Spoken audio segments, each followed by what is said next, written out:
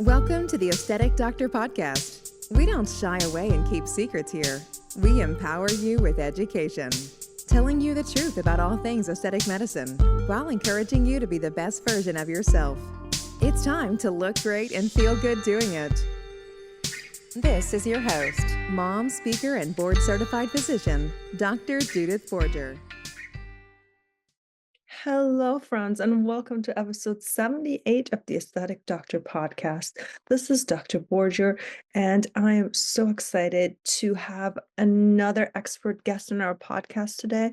Today, I am so happy to welcome the one and only Dr. Jessica Mendelsohn, who happens to be a dear friend of mine. We will be talking about exponential growth. I know a lot of you are looking for growth, but let's look about exponential growth because that's exactly what Dr. Jessica has gone through in her life and in her business over the last couple of years. So Dr. Jessica Mendelsohn, as I said, my good friend, hails from just south of Charlotte on the North Carolina-South Carolina border. She is family medicine boarded, and she is currently the CEO of New South Family Medicine and MedSpa, which is a direct primary care practice. Please join us for this amazing conversation with my dear friend, Dr. Jessica Mendelsohn, on exponential growth, how it happens, and what the mindset behind it is. Well, friends, as I said in my intro, I'm so excited to have the one and only Dr. Jessica Mendelsohn here from I don't even know if she identifies as South or North Carolina because she sort of straddles the border despite having a little bit of bronchitis. Jessica, thank you so much for being here. Thank you so much for having me, Jude. So do you identify as North or South Carolinian? It's interesting that you ask that, and I love the way that you've said it because I moved to North Carolina, which is where I trained in Charlotte, and then 15 years ago moved to Fort Mill, South Carolina, which is right on the border. So we're almost a suburb of Charlotte, but in South Carolina, although my South Carolina friends would say we are a suburb of Rock Hill or Columbia, so we sort of span both. Yeah. So, I love having you on because you, to me, are really like the epitome of like growth and expansion. And I love being surrounded by people like you because I mean, your growth and your like, it's almost like this intergalactic explosion of you has not only been such a joy to watch, but so inspiring and also is like so much bigger than anything I've ever done that it's like incredible. Like it's truly just like awe-inspiring, like what kind of comet has happened over there. And I'm just so like in awe of you. I'm proud of you. Like you are just incredible. My goodness, I could talk with you all day long. Thank you. It's awe-inspiring to me too. I've never done anything like this, so it's been quite a ride. Well, will you give our listeners sort of the summary of your professional trajectory over the last couple of years or so? Absolutely. So to go back, as I said, I am originally from Virginia. I trained at Atrium, Maine, in Charlotte, North Carolina, in family medicine. I stayed on with that large system for almost a decade in a large practice and did lots of physician leadership. And, I never quite felt at home simply seeing patients in a clinical setting. And at the time, I was young, I had just come out of training and I didn't know what that meant. I didn't really understand what that was. I just sort of thought, oh, maybe I have some adult ADD. I don't know. But but I left that practice after I had my first son. I was just unsatisfied, as many people in fee for service are. Did hospice for 5 years, thinking that's actually the trajectory I wanted to go, but then realized actually I love entrepreneurship, not still at the beginning of my practice understanding exactly what that meant. But I thought, I want to go back into family medicine. I want to do it differently. I want to experience it as a business owner, knowing nothing about business. And so started my practice solo in 2019. I also knew that in direct primary care, which is the model of my practice, that my revenue would cap once I reached a certain panel of patients. And so I thought, well, what other ways could I generate revenue that is doing something I enjoy? And I found out I like sticking needles in people. So I love procedures. It was always a fun piece of my primary care experience. And so I thought, let's try aesthetics and see if we like it, which of course I did, and developed a small following when I was growing the direct primary care practice at the same time. So I then in 2020, as we all did, experienced COVID. I stopped the aesthetics completely so that I could focus on the primary care side when that happened. But in 2021, which is really when the growth started taking off, I got a phone call from three women who worked at a different aesthetics practice that had heard about me and heard about my practice and said, "We want to come work for you," which was shocking and exciting and terrifying all at the same time because I thought, well, if I'm ever going to do this, now's the time to do it. I knew of them. All three of them had a fabulous reputation. They were just in a situation where they didn't fit. So I took them on, and kind of the rest is history. The aesthetics practice fed the DPC practice fed the aesthetics. It still does. And then in the meantime, I knew as I grew, I'd need more real estate. So a lot of my journey has been surrounding real estate in the last 2 to 3 years, which is also really supported the growth of the practice because of the building and the aesthetic of the building and what it looks like, and people seeing us grow. So that's kind of where we are. I went from just me cleaning the floors and mopping and cleaning counters and doing pap smears and answering phones to there are almost 20 of us. I have 19 uh, teammates, and one of those is my husband. And we've just grown like crazy over the last couple of years. I love it. And you just made the decision to, like, what, a month ago, to step out of clinical medicine and really just focus on the growing, the running of your practice and things like that. Is that correct? It is. So, really, over the last year, we moved into our current space almost exactly a year ago. It was the weekend of Thanksgiving. And since we've been in this building, the growth has been exponential. And the interest in DPC nationally has also taken off. The interest in aesthetics in our region has taken off. And so I've grown the practice intentionally with a group of women and Dave that really believe in the mission and believe in our culture and what I want to do. So I'm able to step back from clinical and grow beyond our building. So my true passion, what I've realized over the last year, is that I want more physicians in independent practice. I want more physician owned independent practices, and I want our brand to grow. So all of those things are what I'm working on strategically moving forward.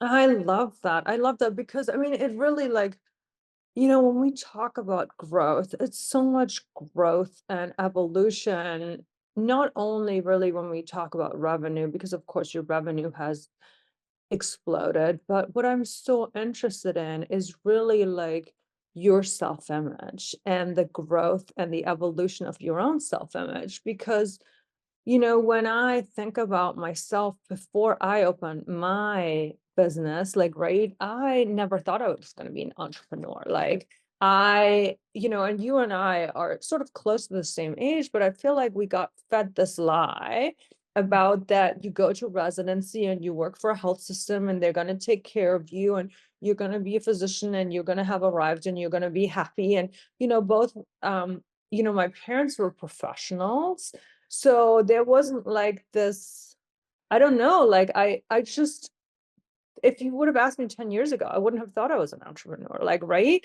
And so it is really awesome to then see you go through this trajectory so fast to go from like this employed W-2 employee, right? To being like, oh, maybe I can be an entrepreneur, to you and I falling in love with entrepreneurship and being really good at it.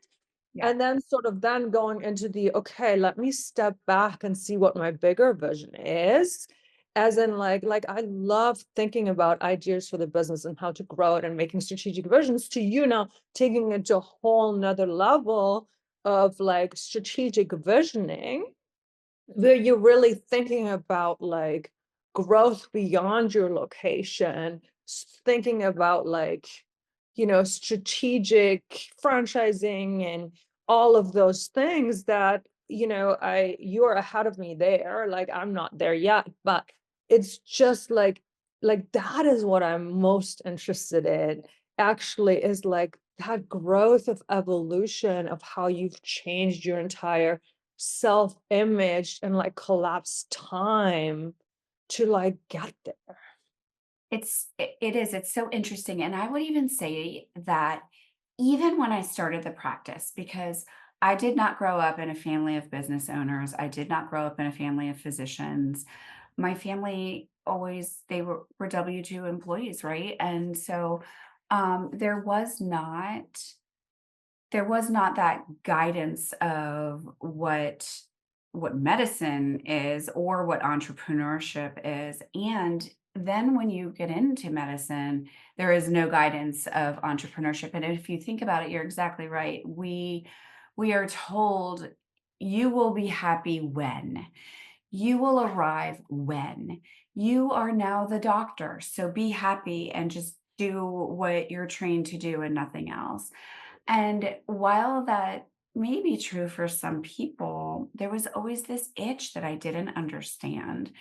And so once I finally got it and it clicked, and quite honestly, I surrounded myself with people like you and with the groups of coaches and physician coaches and entrepreneurs. It wasn't until I recognized, oh my gosh, like there's a whole other world out there of things that we can do.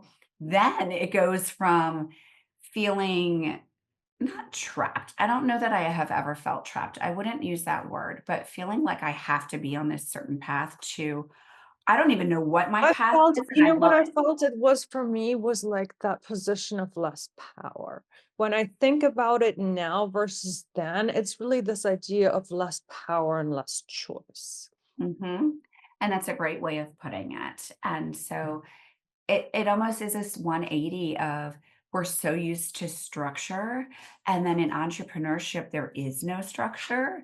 And so I literally did this 180, and it wasn't until I went from total structure to no structure, and even then had challenges because I needed some structure.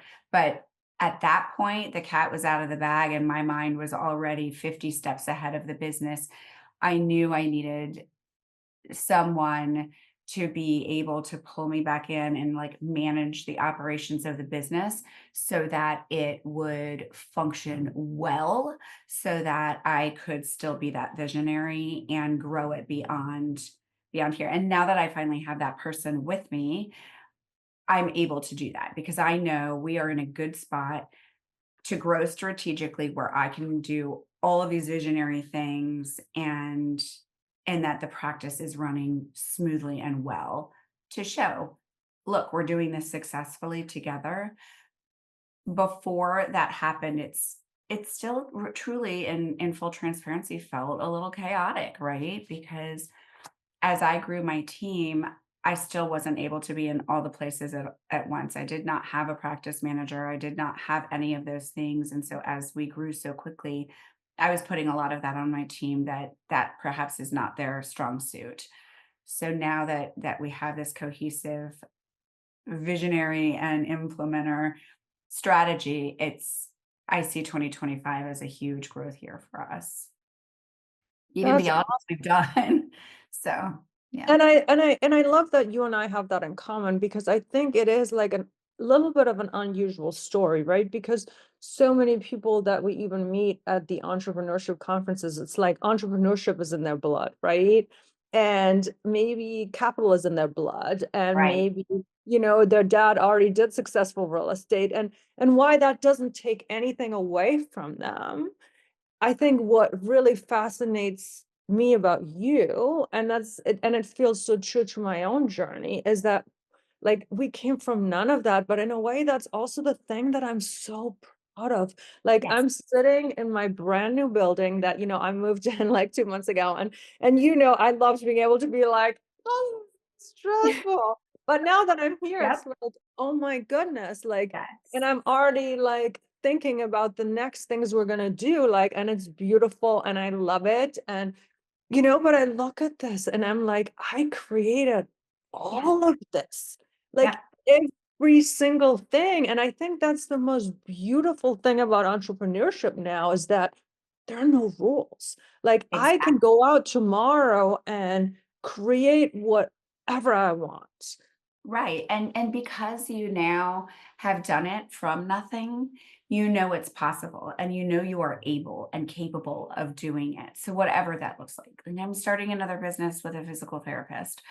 And if you had said that to me 10 years ago, I would have laughed. Are you kidding me? I can't do that, And so flipping that mindset and growing that mindset into actually, I can do whatever the heck I want. Let's put some parameters around it so that it's actually successful.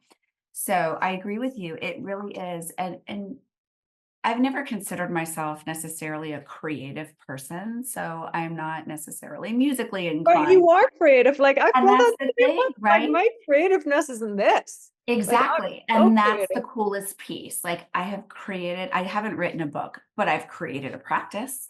I haven't, written a song, but dang, I've created a business and I now support my community and almost 20 people's salaries, and it's just gosh, that's the coolest thing. So to me, that is creativity, and I am so grateful for that experience. I feel that same way because I do feel like in employed medicine, I was missing using the right brain side of my Yeah, brain, sorry, the right side of my brain. And I was missing being creative. And what I first drew me to aesthetics was that it was creative, right? And I still love the creativity of it. But I do think the creativity of that pales in comparison to the creativity, what's possible for me in creating businesses. And even, you were talking about launching like a coaching cohort, the same thing with like launching a coaching practice. And then also being like, is this people supporting this group of people still the most aligned for me? Like, no, what I really want to do is get that in-person retreat thing because one of my sort of superpowers is to create a sort of a feeling of belonging, which is what people love about my practice, that like you belong. And and that's so important to me, which is why I was like, there's not going to be VIP tiers, there's not going to be like, but again, not that that is a wrong way to run your retreat. It's just that I was like, this is so important to me that right. there'll be no division. So no, there's not going to be VIP tier. Even when people ask for it, like, is there no, like everybody, we're all in one big hug. So, the creativity of business is just like beautiful and magical. And I don't think we like talk about it often enough. Right, I agree with you. I agree with you. And again, in medicine, we're science-based, most of us had some degree in some science-based thing. And so we don't necessarily think of ourselves as creatives by nature when your career is in medicine. And it is so possible on so many different levels. And so when I meet someone who medicine is their second career, or they their degree is in music and then they went to med school. I just think that's so fantastic.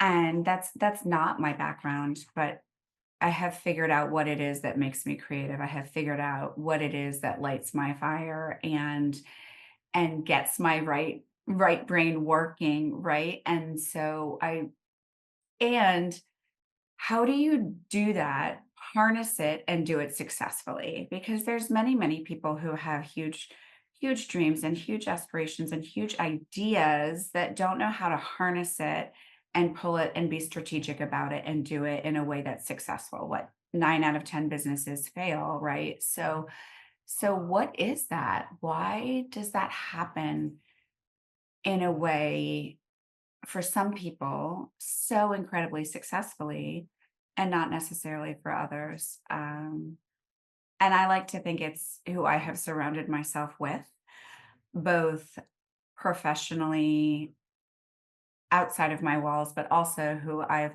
hired and surrounded myself with within my walls and my team. And the culture of both is very similar. So it's transparency and being open and honest and creating a culture in your business, whatever that business is, of support and respect and teamwork. It's who, not how, right? And once you've established that piece of it, then the mindset grows and your business grows.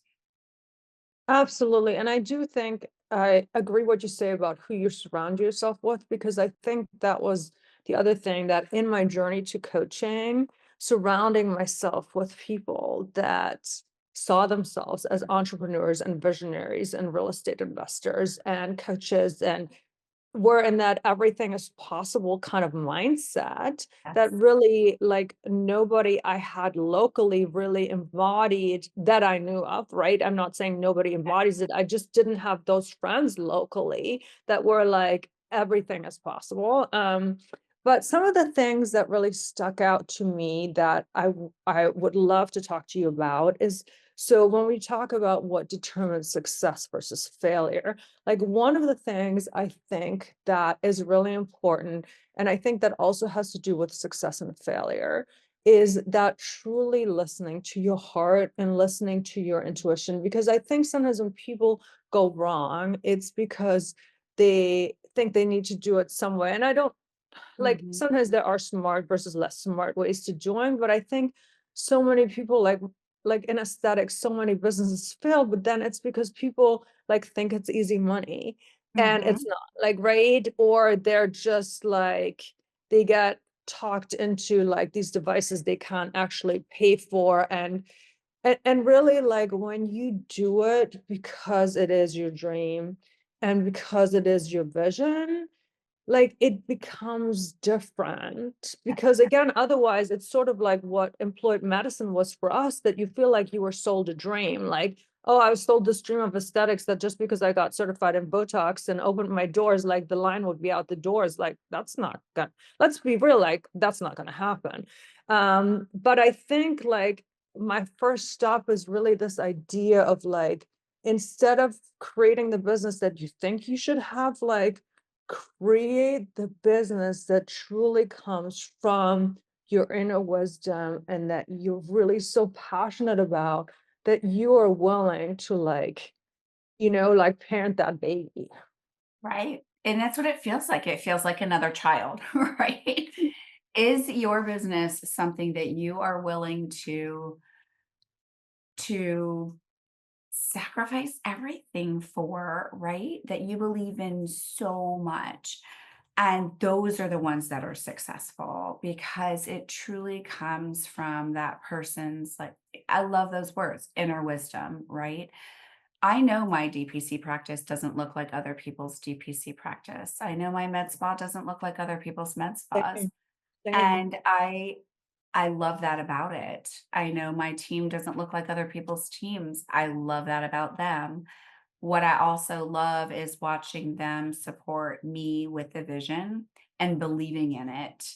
And when you have a leader who is doing it, quote unquote, for easy money, right? Or they think it's going to be simple, or they're micromanaging or putting so many things on their team that their team can't keep up. That's not your inner wisdom. That's not your core value. That's not the culture of a business that truly grows organically, right? Like, when our patients walk in the door, it doesn't matter who they're seeing here. They feel like they are home. They feel comfortable and seen and valued. I hope and truly believe my team feels comfortable and seen and valued. Whether we fail at something together, whether we fail individually, it's not failing, it's learning and being able to have those tough discussions and experience something that's challenging and learn from it. Not everybody is comfortable or able to do that. And there's many sleepless nights. It's not easy. I like to joke about how it's a mess at times, and that's okay. I mean, there's a mess. We're putting out fires every day, and that's okay. And when you have the right team doing that and you have people that will step in and help with other challenges, the vision grows. And I love that you mentioned that because I think that's also the thing, like entrepreneurship, even though we are both very successful, it's hard. And there is a lot of responsibility. Sometimes you make these financial decisions that there's numbers involved that just like give you palpitations, like, right? Yeah. And and at the same time too, not everything we've tried has been successful, right? Yeah. We've all launched services and offers and made a purchase that, we wouldn't do it again, but you're right, it's also learning. And then the other thing that I really thought about when you were talking about your journey is this, and I think it comes with listening to your intuition, is this openness to opportunity. It's like when the universe hands you an opportunity or sort of gives you a fork in the road. There is this like creative mindset, and maybe it's courage, maybe it's openness. Like, what do you think? So interesting. I have frequently said I tend to be a bulldozer sometimes, not necessarily like just in your face type of bulldozer. What I mean by that is I've learned to take calculated risk and learned to take chances on, quite honestly, usually it's people. I've learned to trust myself in this success to say yes to those opportunities, to say yes to the universe, to say, you know what, this is not necessarily something I would have done 10 years ago, but I'm going to try. And if it doesn't work, or it is awkward, or something happens that maybe I wasn't necessarily anticipating, I'm so grateful I said yes. I'm so grateful I had the opportunity to learn and course correct or grow from it or both. And and so yeah, is it courage? I don't know. Is it blind luck sometimes? Maybe. Um, but all of it is an experience that I wouldn't trade for the world and could never go back from. And I think I've had a lot of those in the last couple of years, a lot of those surreal moments of, wow, is this my life? And and how cool is that?